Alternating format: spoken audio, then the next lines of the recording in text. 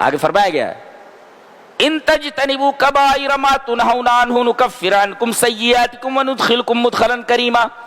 بڑے گناہ سے اگر بچتے رہو تو چھوٹے گناہ اللہ معاف کر دے گا. ایسے ہی بڑے گناہوں کے بچنے کی وجہ سے چھوٹے گناہ جو ہوتے ہیں خود بخود معاف ہو جاتے ہیں. عجیب بات ہے.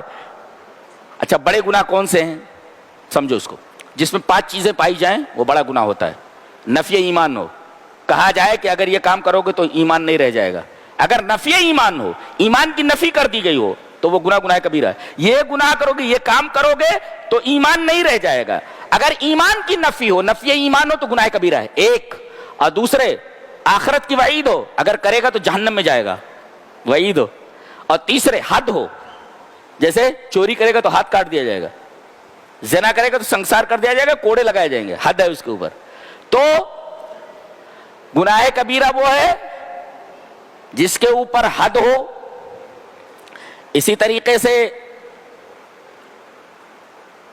جس کے اوپر آخرت کی وعید ہو, اور اسی طریقے سے جس کے اوپر لعنت ہو.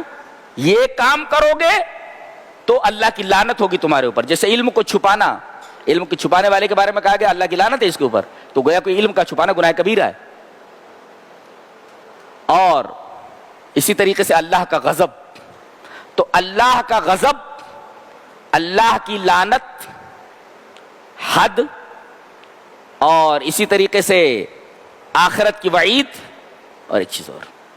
یہ 5 چیزیں اگر پائی جائیں تو وہ گناہ کبیرہ ہے, اور 5 چیزوں میں سے کوئی چیز نہ پائی جائے گناہ صغیرہ ہے. لہذا اگر بڑے گناہوں سے بچتے رہو گے تو چھوٹے گناہ اللہ ویسے ہی معاف کر دے گا.